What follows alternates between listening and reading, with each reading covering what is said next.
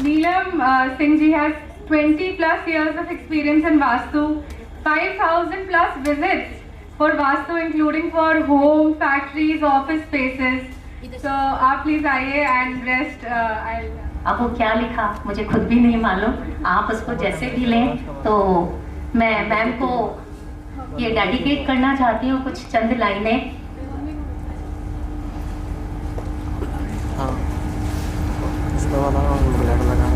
मेरी लाइफ का most adorable gift है टीना मैम, और उन्हीं के लिए ही दिल में कुछ है। और शायद आप सब अगर इससे सहमत होंगे ना तो बाद में यस कहिएगा। एक शिल्पकार की तरह तराशा है उसने, एक जौहरी की पारखी नजर से पहचाना है उसने, एक चित्रकार की तरह रंगों से सजाया है उसने, एक मशाल की तरह राह को रोशन किया है उसने। एक नहीं कई चांद को छूने का जज्बा दिया है इसने। एक मैं ही नहीं मुझ जैसे कई पत्थरों को हीरे में तराशा है इसने। एक साथ जो मिला है इनका गुरूर खुद पे आने लगा है। ऐ खुदा तेरे किरदार को बखूबी निभाया है इसने। एक सिर्फ नाम है रीना खन्ना जो हर दिल पे लगा है छाने।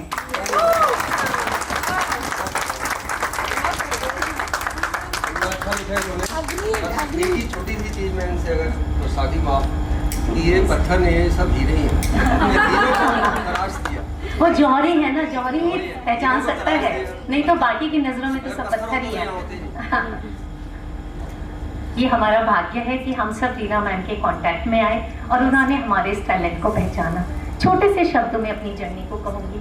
बचपन से पता नहीं क्यों इंटरेस्ट था, हमारे टाइम में इतना ज़्यादा एक्सपोजर नहीं था। न्यूज़पेपर्स में, कहीं बुक्स में इस तरह के आर्टिकल्स, चाहे एस्ट्रोलॉजी के हों, न्यूमरोलॉजी तो खैर उस टाइम होती नहीं थी, वास्तु बहुत फैसिनेट करते थे। आई वॉज साइंस स्टूडेंट, हमेशा पढ़ने का शौक था, लेकिन जब भी लाइब्रेरी में इस तरह की बुक्स मिलती थी बहुत कुछ पढ़ा, अपने नोट्स बनाए, सीखा उन सबको। शादी हुई एक आर्मी ऑफिसर से, हमेशा टीचिंग की 20 ईयर्स का एक्सपीरियंस है, more than that her level पर। तो जब भी अपने स्टूडेंट्स के लिए बुक्स लेने जाती थी, अपने सब्जेक्ट की मिल ही जाती थी। एस्ट्रोलॉजी की कम मिलती थी लेकिन वास्तु की बहुत मिली। उसी से मैंने अपनी जर्नी स्टार्ट की, अपने आप खुद रिसर्च करके मैपिंग करना सीखा। लेकिन प्रोफेशनली कभी उतना ज़्यादा डायमेंशंस नहीं मिले क्योंकि एक जगह हम स्टैटिक नहीं थे, लेकिन हर लेवल पर मैं अपनी प्रैक्टिस करती रही और टीचिंग ही मेरा मेन एम रहा। पढ़ना पढ़ाना बहुत अच्छा लगता रहा। लेकिन कोविड को हम बहुत सारे लोगों की लाइफ में वो एक बहुत ही क्रिटिकल पॉइंट बनकर आया, लेकिन मेरी लाइफ में बहुत बड़ी ब्लेसिंग्स बनकर आया। मैं आगरा से पोस्टिंग आई जयपुर, उसी टाइम कोरोना आया। मैंने अप्लाई किया था स्कूल्स में, मेरा अपॉइंटमेंट भी हो गया था कि आपने 23 मार्च से ज्वाइन करना है। आपको पता है उससे पहले ही 20 तारीख को तो शहनाई बज गई थी थालियां बजाई थी मोदी जी ने। हाँ जी, तो बस अब क्या करें। उससे पहले मैं इतना टेक्नोलॉजी को इतना यूज़ ही नहीं करती थी क्योंकि बुक्स बहुत पसंद है। फिर मैंने मोबाइल को सर्च करना, टाइम पास करना शुरू किया। धीरे धीरे न्यूमरोलॉजी ने भी अट्रैक्ट किया, लेकिन वास्तु के अपने सारे नोट्स निकाल के उनको पढ़ना, रिफ्रेम करना, पुराने हो गए थे, वो सब करना शुरू किया। फिर एक दिन तलाश तो अब शुरू हो गई, ढूंढना है कौन मुझे तराशेगा, किसी के पास जाना है जो मुझे पॉलिश करेगा। बस एक दिन ऐसे ही फ़ोन घुमाया और अचानक से मैंने फ़ोन उठा लिया और ऐसा कनेक्शन हुआ कि बस जो आज हाथ थामा है इनके साथ साथ हम सबका उद्धार है। प्राचीन शास्त्रों में, वास्तुशास्त्र में समरांगण सूत्र में लिखा गया है, वास्तुशास्त्र धरती के ऊपर उल्टे लेटे हुए हैं और किसी भी भवन में जहाँ पर निर्माण होता है, किसी भी बिल्डिंग में, वहाँ पर वो आकर वास करते हैं और उनके साथ 45 देवता आते हैं जो हमें हमारी लाइफ के डिजायर्ड रिजल्ट्स, मीनिंगफुल रिजल्ट्स के साथ हमारी लाइफ को लीड करने में हेल्प करते हैं। अगर उनमें किसी भी तरह का इम्बैलेंस होता है तो हमारी लाइफ को डिजायर्ड रिजल्ट्स नहीं मिलते। हमारी लाइफ में, हमारे चार्ट्स में अगर कुछ प्रोमिसेस हैं, क्योंकि हम सब कुछ ना कुछ प्रोमिसेस लिखवा कर लाते हैं, वो हम अचीव नहीं कर सकते जब तक हमें वास्तु के आयामों को, वास्तु को पूरी तरह से हम बैलेंस ना कर लें। एक तो वास्तु आपको हेल्प करता है आपके प्रोमिसेस को अचीव करने में। अदर देन दैट आपकी लाइफ में बहुत सारी चीजें हैं जिनको आप अट्रैक्ट करते हैं। लॉ ऑफ अट्रैक्शन, वो लॉ ऑफ अट्रैक्शन ऐसे ही नहीं हो जाता। उसके लिए आपने इन डायरेक्शंस को एनहेंस करके इनके एट्रीब्यूट्स को अपनी लाइफ में अट्रैक्ट करना है। तो जब हम सभी सही डायरेक्शन पर काम करते हैं, हमें उस दिशा के गुणधर्म मिलते हैं और हम अपनी लाइफ में मैनिफेस्टेशंस, अपने डिजायर्स, चाहे वो हमारी रिलेशनशिप की हो, चाहे हमारी कैरियर की हो, या हेल्थ की हो, या बच्चों से जुड़ी हुई हो, या एनी काइंड ऑफ स्टेबिलिटी, उन सबको हम अट्रैक्ट कर सकते हैं। इसके लिए आज, क्योंकि वास्तु बहुत बड़ा टॉपिक है, आपको एक इस तरह के टिप देने जा रहे हैं कि आप सबने अपनी लाइफ में अच्छा न्यूमरोलॉजिस्ट, अच्छा टैरो कार्ड रीडर बनना है, लेकिन आपके लाइफ में किसी तरह के हर्डल्स ना आए, ऑब्स्टिकल्स ना आए, तो किस तरह से आप अपने घर को, अपने भवन को ठीक करके उसकी पॉजिटिव एट्रीब्यूट्स ले सकते हैं। तो सबसे पहले हम बात करेंगे किस डायरेक्शन की? नॉर्थ डायरेक्शन की, नहीं सॉरी, ब्रह्मस्थान की। ब्रह्मस्थान क्या है? सेंटर पॉइंट होता है वास्तु पुरुष का, जो कि सेंटर पॉइंट, जिस तरह से कि किसी भी चाइल्ड या ह्यूमन बीइंग सभी के अंदर एक नाभि स्थान होता है, जो कि सोर्स है एनर्जीज का, जो कि ब्रह्मा जी की एनर्जीज वहां पर आती हैं। और ब्रह्मा जी को आप सबको मालूम है कि क्रिएटर कहा जाता है, पावर हाउस कहा जाता है। जिस तरह से कि हमारे घर पर यहाँ पर लाइट आ रहा है, इलेक्ट्रिसिटी, अगर मेन पावर हाउस में ही कुछ फेलियर हो जाएगा तो क्या किसी रूम में, किसी फ्लोर पर लाइट आएगी? नहीं। इसलिए ब्रह्मस्थान का सही होना बहुत जरूरी है।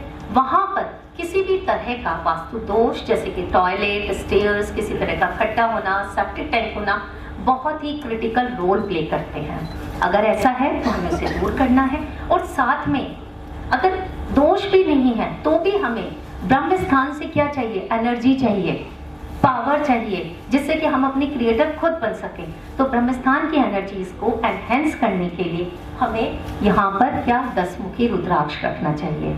उसको रखने से एक तो आपके वास्तु दोष जो भी हैं वो भी कम होते हैं, और साथ में यहाँ की जो पॉजिटिव एट्रीब्यूट्स हैं वो कई टाइम्स एनहेंस हो जाते हैं। अब बात करते हैं हम नॉर्थ डायरेक्शन की। नॉर्थ डायरेक्शन जो डायरेक्शन है मनी की, ग्रोथ की, सक्सेस की, इसको कुबेर की डायरेक्शन भी कहा जाता है। और मनी के बिना तो कुछ भी नहीं है। हम कितना भी अध्यात्म में चले जाएं, लेकिन पैसे के बिना तो कुछ भी नहीं है। हर किसी को चाहिए पैसा, ठीक है, किसी को कम चाहिए, किसी को ज्यादा चाहिए। तो इसके लिए अब हमें क्या करना है? ऑब्वियसली वास्तु दोष तो कोई होना ही नहीं है, उसको आप ट्रीट करिए अगर आपके पास है, क्योंकि हो सकता है आपके पास नॉलेज बहुत हो, पर आप बोलोगे कि मैम मेरे को इतना पैसा नहीं मिलता कहीं से, मेरे क्लाइंट्स नहीं लेकर जाते। तो आप अपनी नॉर्थ डायरेक्शन को चेक कीजिए और यहाँ के एट्रीब्यूट्स को एनहेंस करने के लिए आप यहाँ पर क्या रख सकते हैं? आप ही बोलेंगे, बताइए क्या लिखा है? यस, इसको आप प्लेस कीजिए तो आपकी लाइफ में good luck in the form of money आएगा। अब बात करते हैं नेक्स्ट डायरेक्शन, जो कि है नॉर्थ ईस्ट, जिसको हम क्या कहते हैं? ईशान कोण। सब लोग जानते हैं भगवान का स्थान है, तो भगवान के बिना तो कुछ भी नहीं है, उनकी ब्लेसिंग्स चाहिए। क्यों चाहिए? क्योंकि यहाँ पर वास्तु पुरुष का होता है सिर, यानी कि हमारा है, जो हमारे माइंड को अच्छे से ट्रेन करता है, राइट डायरेक्शन में लेके जाता है, हमारी थॉट प्रोसेस को, हमारी थिंकिंग को, हमारे आइडियाज को स्ट्रॉन्ग बनाता है। अगर यहाँ पर कोई दोष है तो उसका कोई ट्रीटमेंट नहीं होता। बहुत से लोग बोल देते हैं but this direction is not treatable at all.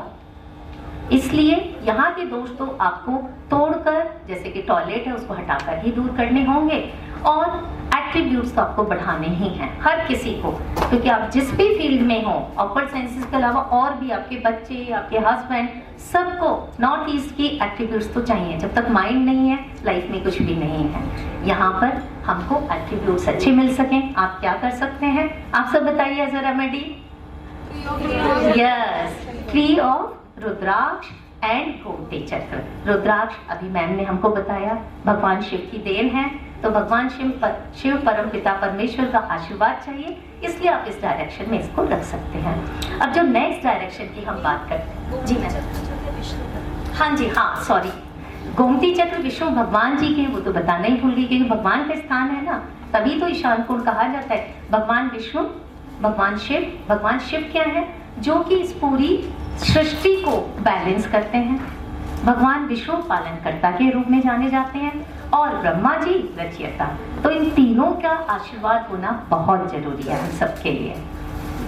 अब साउथ ईस्ट, फिर से मनी, पैसा पैसा पैसा, हर किसी की जेब पैसे से ही गर्म होती है, पैसा हर किसी को चाहिए। अब माँ लक्ष्मी, घर में बहू आती है, लक्ष्मी आई है, बेटियां पैदा होती हैं, लक्ष्मी आई है, ये है माँ लक्ष्मी का स्थान। हम घर में जगह जगह भगवान की फोटो लगाते हैं। अगर हमें मनी चाहिए, माँ लक्ष्मी की फोटो आप लगाइए, इस जगह को साफ सुथरा रखिए। साथ में ये जगह माँ लक्ष्मी के अलावा उस घर की, हर घर की जो एक महिला, जो एक लेडी होती है, उस घर की लक्ष्मी है ना, हम सिर्फ फोटो वाली माँ लक्ष्मी को क्यों पूछते हैं? घर की लक्ष्मी तो एक हमारे साथ है, जिंदा इंसान, उसकी हेल्थ इस डायरेक्शन से रिलेट करती है। कई बार देखते हैं माँ या उस घर की जो मेन लेडी है सबका ध्यान रखती है, पर उसकी हेल्थ खराब है। चेक कीजिएगा, साउथ ईस्ट में कुछ ना कुछ ऐसा होगा जिससे उनकी हेल्थ पर इम्पैक्ट हो रहा है। या आपके घर में कैश की प्रॉब्लम है तो भी साउथ ईस्ट आपको चेक करना ही होगा। यहाँ पर क्या नहीं होनी चाहिए वो सब आपके सामने लिखा है, इन सबको आप नोट करते जाइए। अब बताइए कि जिसको भी मनी मल्टीप्लाई करनी है, क्या करेंगे यहाँ पर हम सब लोग? यस, कॉपर का हेलिक्स जिस पर श्रीम लिखा हुआ है, जो माँ लक्ष्मी का मंत्र होता है, या फिर हम ये मनी पिरामिड रखेंगे। जब हम ये सारी जो रेमेडीज हैं, ये जो इनकी चीजें हैं, इनको इन्हीं की स्थान पर रखते हैं, तब वो चीजें ज्यादा पावरफुल होती हैं। रेमेडीज तो बहुत सारे लोग दे देते हैं, लेकिन आपने उसको सही जगह पे नहीं रखा, फिर बोलेंगे मैम रिजल्ट नहीं आया। रिजल्ट देने के लिए आपको सही जगह पे, सही डायरेक्शन में चीजें रखेंगे तो रिजल्ट आएंगे ही आएंगे, आप श्योरिटी से कह सकते हैं। अब बात करते हैं नेक्स्ट डायरेक्शन। नेक्स्ट डायरेक्शन है साउथ वेस्ट। अगर हम वास्तु पुरुष की संरचना के बारे में अगर समझ जाते हैं तो आप सबको, जैसे आपने देखा था, वहां पर है वास्तु पुरुष के पैर। पैर हमें क्या दिखाते हैं? पैरों पर हम खड़े होते हैं, पैरों पे बच्चा चलना शुरू करता है। जब हमारी अच्छी नौकरी लग जाती है तो पेरेंट्स खुश हो जाते हैं, हमारे बच्चे अपने पैरों पर खड़े हो गए। तो पैरों पर खड़े होना मीन्स लाइफ की स्टेबिलिटी। स्टेबिलिटी हमें सिर्फ कैरियर में, मनी में थोड़ी चाहिए होती है, रिलेशनशिप में चाहिए, बड़ों के आशीर्वाद के साथ चाहिए, हर चीज में चाहिए। तो जिसकी भी लाइफ में स्टेबिलिटी नहीं है, बहुत से लोग बोलते हैं मैम थोड़े दिन ठीक चलता है, फिर कुछ चल रहा है, फिर कुछ चल रहा है, स्टेबिलिटी नहीं आ रही है किसी भी चीज में, तो साउथ वेस्ट डायरेक्शन चेक करनी है। ये साथ में हमारे एंसेस्टर्स की भी डायरेक्शन होती है, तो तब भी हम इस डायरेक्शन को चेक करते हैं। ये डायरेक्शन में किसी भी तरह की वास्तु दोष, अगेन वेरी हार्मफुल, जितने भी हमने डायरेक्शन यहाँ पर डिस्कस किए they are very very important. यहाँ पर वास्तु दोष ही हमारे प्रोमिसेस को हमारी लाइफ में नहीं आने देते। तो यहाँ पर अगर आपको डायरेक्शन से पॉजिटिव एट्रीब्यूट्स चाहिए, एनहेंस करना है आपको, तो आप क्या करेंगे बताइए? हेलिक्स लगाएंगे, बिल्कुल। और वहां पर किसका हेलिक्स लगेगा? लेड का लगेगा। आप सोच रहे होंगे जगह जगह कई सारे मेटल्स, कहीं पे कॉपर आ गया, कहीं पर लेड आ गया, क्यों? यही है बैलेंसिंग ऑफ एलिमेंट्स, क्योंकि हर मेटल किसी ना किसी एलिमेंट को रिप्रेजेंट करता है।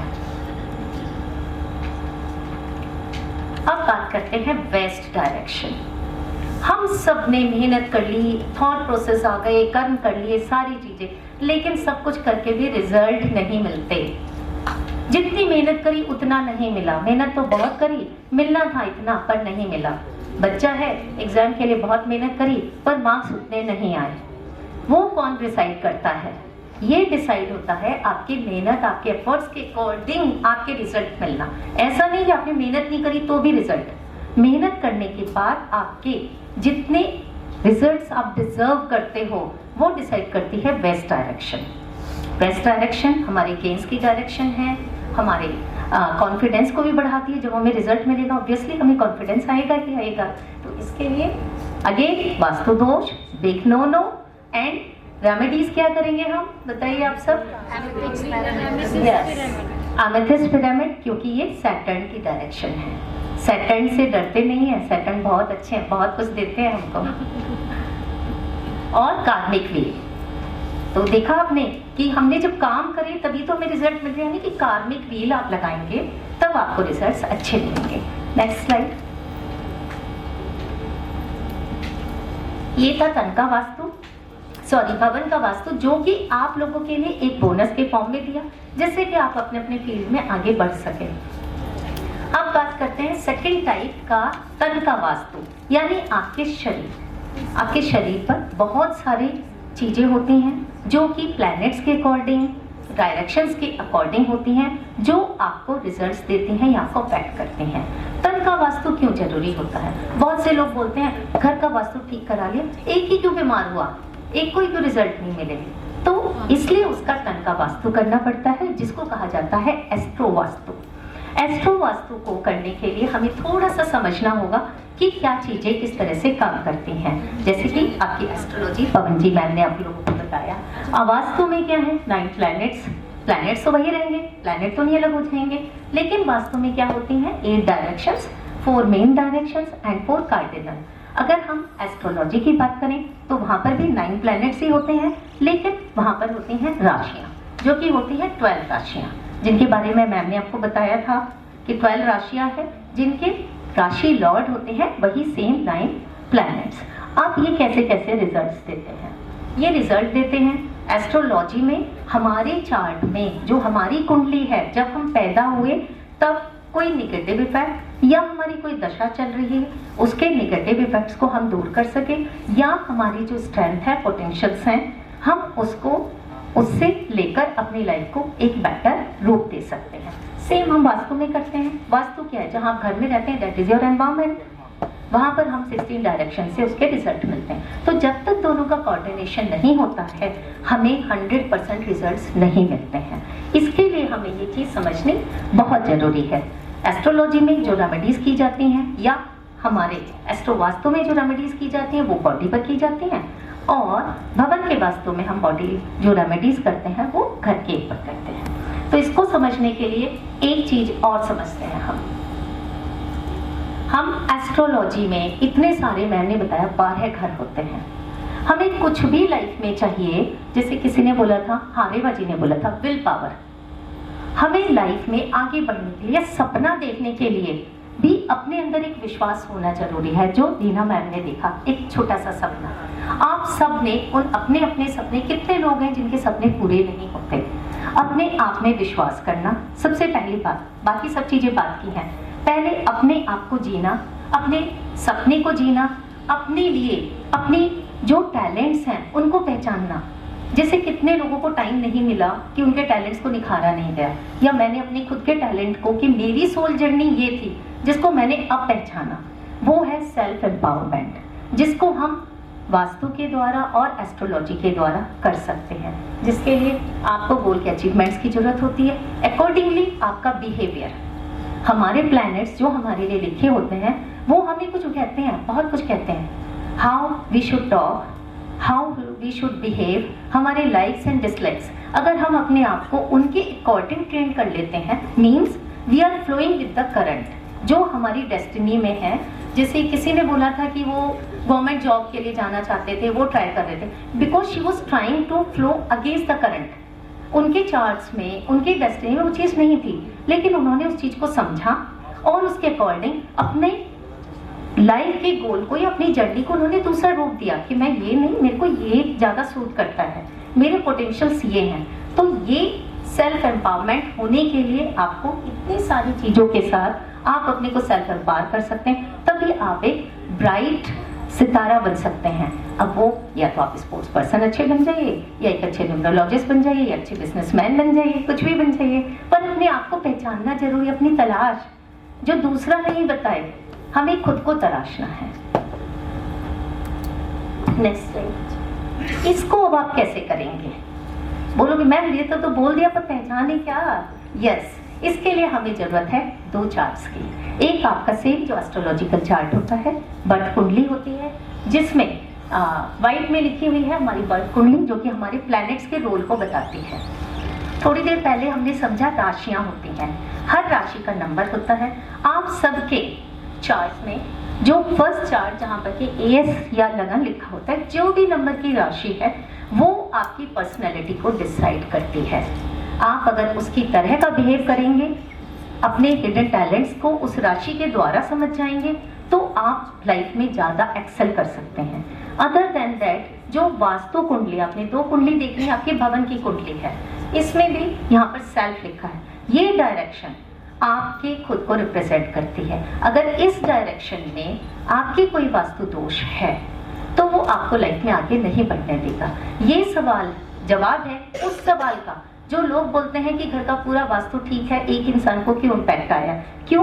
क्योंकि आपकी कुंडली में आपके सेल्फ वाली जगह पे वास्तु दोष था, जिसने सिर्फ और सिर्फ आपको इम्पैक्ट दिया और किसी को नहीं दिया। इसलिए अपनी अपनी कुंडलियां देखिएगा आप लोग। हमें अभी एग्जाम्पल से भी समझाएंगे, डिटेल में तो हम पढ़ेंगे ही पढ़ेंगे। ये राशियां, प्लैनेट्स, इनको समझना जरूरी है कि कैसे रोल निभाते हैं। थोड़ा सा पवन जी मैम ने बताया था, 12 राशियां आप सब जानते हैं, 12 जोडिएक साइंस होते हैं। हर साइन एक ना एक प्लैनेट के अंडर में आता है। 9 प्लैनेट्स हैं तो कुछ राशियों को 2-2 लॉर्ड मिले हुए हैं, उनके 2-2 लॉर्ड हैं, बाकियों के 1-1 लॉर्ड है। उन सबका 1-1 रंग होता है, 1-1 उनका हमारी बॉडी पर एक पार्ट होता है, वो हमारी बॉडी पर उस जगह स्थापित है। आप ऐसे सोचिए, उनका प्लेसमेंट होता है वो कि वो हमारे उस जगह पर स्थापित होते हैं। जिस तरह से कि एरीज राशि है वो कहाँ पर होगी, यानी नंबर 1 की राशि वो हमारे सिर पर होगी, हेड पर होगी। ये उनका प्लेसमेंट है, ये उनका कलर है, इन सबको हम लाइफ में यूज करते हैं। Next slide. ये इस तरह से बॉडी के लिए भी आपको दिखाया है कि हम जब भी रेमेडीज करते हैं, एस्ट्रो वास्तु या तंत्र वास्तु, उनको जो बताया जाता है, या पवन जी मैम ने शायद 4 नंबर की राशि के बारे में बताया था, तो 4 नंबर की राशि के लिए हमें चेस्ट पे क्या उपाय करना है। जब हम दोनों लेवल पे काम करेंगे तो रिजल्ट्स हमें अच्छे मिलते हैं, जिसके लिए एस्ट्रो वास्तु हम इस तरह से करते हैं। Next slide. अब ये है एग्जाम्पल, एक कुंडली है, ये किसी की कुंडली है जो कि आपके वाइट में बनी हुई है। इसमें आपको दिख रहा है 11 नंबर की राशि कहाँ पर है, उनके लगन में है। ठीक, अब जो 11 नंबर की राशि है जो कि हमने पहले स्लाइड में देखा था, कैन यू रिवर्ट बैक। हाँ, 11 नंबर की राशि क्या है, एक्वेरियस राशि है। एक स्लाइड और। 11 नंबर की राशि के जो प्लैनेट है यानी राशि लॉर्ड है वो सैटर्न है। उनका स्थान क्या है, काव्स है लेग्स के ऊपर, और जो कलर यूज करना है वो ब्लैक कलर यूज करना है। ऐसा करने से जो आपका लगन है वो स्ट्रांग होने लगेगा। जो राशि है शनि की तरह से बिहेव कीजिए, क्योंकि सैटर्न है, सैटर्न जस्टिस को रिप्रेजेंट करते हैं, रूल्स एंड रेगुलेशंस को, डिसिप्लिन को रिप्रेजेंट करते हैं। आपके अंदर जब तक ये क्वालिटीज नहीं आएंगी आप लाइफ में आगे नहीं बढ़ पाएंगे। जब आपका अपना हाउस जो आपको रिप्रेजेंट करता है आपने इसको स्ट्रॉन्ग कर लिया तो चड्डे कट्टे हो ही जाएगा। अब बात करते हैं मन। हाउस भी ठीक कर लिया, बॉडी भी ठीक कर ली, माइंड जब तक ट्रेन नहीं होगा हम कैसे करेंगे। कितनों को बोलते हैं भाई वो सुनते नहीं है, क्या करें क्या नहीं करें। तो जो मन है, मन को क्या कहा जाता है, फास्टेस्ट, सबसे ज्यादा स्पीड से चलता है, बहुत ज्यादा चंचल है और मन भटकता है। शॉपिंग के लिए भी जाते हैं, कभी ये भी पसंद आ रहा है, कभी वो भी पसंद आ रहा है, कभी ये भी पसंद आ रहा है। अब चंचल है तो ये करेगा ही करेगा। तो माइंड को ट्रेंड करना, मुझे क्या चाहिए उसको, अब जिसने मन को वश में कर लिया उसने सब कुछ वश में कर लिया कहा जाता है। तो मन को ट्रेन करना as per our requirement, as per our planet, coordination के साथ चलना है। गाड़ी के 4 पहिए चारों एक दिशा में चलें, कोऑर्डिनेट करते हुए तभी रिजल्ट्स मिलते हैं, तभी मंजिल पर हम अच्छे से और जल्दी से पहुंचते हैं। तो उसके लिए क्यों करते हैं हम, अब क्या करना है, मन को ट्रेन करना है। हम मंदिर में जाते हैं, कहीं कीर्तन में जाते हैं, एकदम से हमारे भाव चेंज हो जाते हैं, हम एकदम स्पिरिचुअल हो जाते हैं। और किसी की शादी में गए, वहां पर भंगड़ा चल रहा है, डांस भी करने लगे। तो एनवायरमेंट का फर्क पड़ता है कि नहीं पड़ता है। जैसा भी है, अगर आप जिम में गए, दूसरों को देख के जोश आया, आप सबने एक्सरसाइज शुरू कर दी। इस तरह से अपने मन को ट्रेन करने के लिए हमें एनवायरमेंट में जाना होता है।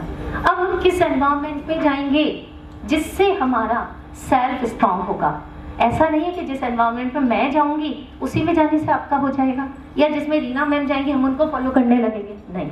मेरा चार्ट अलग है, आपका अलग है। अपने सेल्फ का जो राशि बैठी है उसके आप एनवायरमेंट में जाएंगे, आपका मन ऑटोमेटिकली ट्रिगर होगा, वो ऐसी चीजों को लॉ ऑफ अट्रैक्शन ऑटोमेटिक होगा वहां पर ये नहीं कि आप महीने में या साल में एक बार जाएंगे, फ्रीक्वेंटली आप जाइए। ऐसा करने से लॉ ऑफ अट्रैक्शन से ये राशियां एक्टिवेट होती हैं।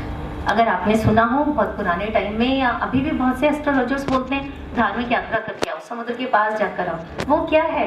एनवायरमेंट। तो आप एनवायरमेंट से अपने सेल्फ को एक्टिवेट कीजिए, सेल्फ की पावर को बढ़ाइए, उधर तन का वास्तु कीजिए और भवन का वास्तु कीजिए, तो क्या होगा? सारे डिजायर्ड रिजल्ट्स मिलेंगे और रीना मैम का नाम और ऊंचाइयों पर जाएगा, क्योंकि इतने सारे स्टूडेंट्स के इतने सारे फॉलोअर्स है, इतना अच्छा कर रहे हैं। इतने भी नहीं, बस आज तो बहुत कुछ बताना है आप लोगों को। थोड़ा सा पानी का ब्रेक, क्योंकि मैं चाहती हूँ जैसे मेरी लाइफ में मैनिफेस्टेशंस हुए हैं, बहुत सौ की लाइफ में हुए और सबकी लाइफ में हो, अपने को हर चीज पे काम करना है जिससे बेस्ट से बेस्ट रिजल्ट आए। हमने ये सब भी कर लिया, फिर भी कई बार रिजल्ट नहीं आते, वो है हमारा बोनस स्टेप। क्यों नहीं आते रिजल्ट? रिजल्ट तभी आएंगे जब आपको बोला हर चीज हार्मनी में होगी, हम प्रकृति के साथ होंगे। प्रकृति के साथ होना बहुत जरूरी है। अगर बहुत तेज आंधी तूफान चल रहा है, आप उससे अगेंस्ट जाने की कोशिश करोगे, आप टाइम से अपनी जो भी आपकी डिजायर्ड गोल है, जो भी मंजिल है, आप वहां नहीं पहुंच पाएंगे। तो हालातों के साथ चलना, प्रकृति के साथ चलना, ये प्रकृति में ही हमने मिल जाना है, प्रकृति से ही पैदा हुए हैं, तो प्रकृति के साथ संतुलन बनाना बहुत जरूरी है। जिसके लिए नेक्स्ट स्लाइड, ये जो प्रकृति के साथ चलना है, ये आज की कोई साइंस नहीं है। इसका जो आपको रेफरेंस मिलेगा वो शिव पुराण में मिल सकता है, शिव शास्त्र में मिलेगा। इन सब में जो भी मैनकाइंड है, इन सब के लिए पृथ्वी पर देवता असुर, बहुत सारी कहानियां, उस सब के बारे में नहीं जाऊंगी। लेकिन माँ पार्वती शिव जी के पास गई थी कि जो ह्यूमन बीइंग्स हैं वो इच्छाओं के वश में ना बहुत ज़्यादा अपना भला नहीं कर पाते, लालची हो जाते हैं, माइंड डाइवर्ट हो जाता है। तो प्रभु आप ऐसी कोई टेक्निक बताइए, ऐसी कुछ चीज बताइए कि इंसान अपना भला खुद कर सके। ऐसा आशीर्वाद फिर हमें भगवान शिव ने दिया कि मैं तुम्हें एक स्वर विज्ञान का आशीर्वाद देता हूँ। स्वर जो कि हम लोग सोचते हैं सिर्फ सारे गामा है, नहीं, यह एक संस्कृत का वर्ड है जिसका मतलब होता है हमारी सांसें। हमारी सांसें जब तक चल रही हैं तब तक हम जिंदा हैं। हमारी सांसें हमें कहाँ से कहाँ लेकर जा सकते हैं हमको पता ही नहीं है। हम अपने खुद पावर हाउस हैं, खुद क्रिएटर हैं। हमारे अंदर इतनी एनर्जी है जिसको हम पहचान ही नहीं पाते। अपने आप को बैलेंस करके प्रकृति के साथ चलना। जब हम प्रकृति के साथ हैं, हम अपने आप को प्रकृति यानी कि सुप्रीम पावर को सौंप देते हैं, तो वो क्यों नहीं हमारा साथ देंगे। यही वो शास्त्र है जो कि स्वर विज्ञान के नाम से जाना जाता है। स्वर हमें हमारी डिजायर्ड रिजल्ट्स पर लेकर जाते हैं और हमारी विश जरूर पूरी होती है। इसके लिए स्वर क्या है? स्वर मीन्स हमारी सांसें। आप सब लोग, बहुत से लोग हो सकता है योगा करते हो, अनुलोम विलोम करते हो। हम सबको पता है हमारे नॉस्ट्रल्स दो हैं, एक लेफ्ट है और एक राइट है। जब शादी होती है तो कहा जाता है पत्नी वाम अंग आए। पत्नी वामन क्यों आती है? वो स्त्री शक्ति को दिखाती है, इसलिए उसको वामन यानी कि स्त्री शक्ति, यानी कि हमारी माँ पार्वती। माँ पार्वती क्या है? शक्ति का स्वरूप है, जो कि हमारे लेफ्ट नॉस्ट्रल को दिखाता है, यानी कि चंद्रमा। चंद्रमा क्या है? माँ का ही तो रूप है ना। और जो हस्बैंड होता है उसको राइट साइड यानी कि क्या है? वो शिव भगवान, मेल एनर्जीज, शिव भगवान। और मेल एनर्जीज कहा जाता है हमेशा ज्यादा स्ट्रांग होती हैं। तो सूर्य की चमक कितनी स्ट्रांग होती है? चंद्रमा की शीतलता में पूरे दिन बैठे रहेंगे, लेकिन सूर्य की चमक में ज्यादा देर नहीं बैठे रहेंगे। तो ये सूर्य और चंद्रमा स्वर होते हैं जिनको ईड़ा पिंगला नाड़ी स्वर कहा जाता है। जब हम इनके अकॉर्डिंग अपने को ढाल लेते हैं, इनके अनुसार काम करते हैं, इनके अनुसार काम करते हैं, तब उनका आशीर्वाद होता है ऑटोमेटिकली हमारी सारी चीजें होती हैं। हम कोई नहीं है करने वाले, सब कुछ उन्होंने बताया है, बस हमने उन गूढ़ रहस्यों को नहीं समझा है। उन गूढ़ रहस्य को समझकर उनको अपने डेली लाइफ में इनकलकेट करके, प्रैक्टिस करके हम क्या नहीं कर सकते। ये ही जो हमारे स्वर हैं, ये हमको योगी, भोगी और रोगी बनाते हैं। कितने शुद्ध पुरुषों के पास जाते हैं, वो ऐसे ही आंख बंद करके बता देते हैं तुम बच्चों के बारे में पूछने आए हो, जाओ तुम्हारी ये बात होगी, तुम्हारा ये काम होगा। क्यों बने हैं योगी? क्योंकि उन्होंने अपने स्वरों को साधा है, वो साधना की है। और जो लोग भोगी हैं वो भी अच्छे लेवल के होते हैं। क्यों? क्योंकि वो मैटेरियलिस्टिक गेम, योगी लोग तो सिद्ध साधना के साथ एक सुप्रीम, एक स्पिरिचुअल जर्नी पर चले गए होते हैं। उनको किसी भोग विलास से मतलब नहीं है। लेकिन हम सब जो आम जनता है, हमें भोग विलास भी चाहिए, पैसा भी चाहिए, सारी चीजें चाहिए, लेकिन बैलेंस में चाहिए। तो हम सब भोगी में आते हैं। अगर हम अपने को ट्रेन करके कर ले तो ये, लेकिन अगर हम इनके अगेंस्ट जाते हैं तो हम रोगी होते हैं। रोगी आपको पता है, मन का भी रोगी हो सकता है, तन का भी रोगी हो सकता है, किसी भी तरह से रोगी तो रोगी है, उसके अंदर पावर ही नहीं है, वीक है। तो जब तक आप अपने स्वरों को नहीं साधेंगे, उनके अकॉर्डिंग काम नहीं करेंगे, आपको रिजल्ट नहीं मिलेंगे। मैम जितनी भी रेमेडीज बताती हैं, जब आप स्वर साधोगे तब आप देखना कैसे आपके काम बनेंगे। स्वरों के हिसाब से, स्वरों के लिए आप अपने आप को सौंप दीजिए तो आपकी लाइफ में मैजिक होने लगेंगे। अब देती हूँ गुरु मंत्र आप सबके लिए। मैम ने तो दिया ही है, एक गुरु मंत्र और है कि आप जब भी अपने घर से बाहर चलते हैं, नानी दादी ने भी हमें स्वरों के बारे में बताया, लेकिन हमने उनको ठीक से समझा नहीं है कैसे करना है। आप अपने फिंगर या हाथ लेकर अपने दोनों नॉस्ट्रल्स के पास लेकर आइए और चेक कीजिए which one is active, means कहाँ से ज्यादा सांस आपकी आप एक्सहेल कर रहे हैं। चेक कीजिए सभी लोग।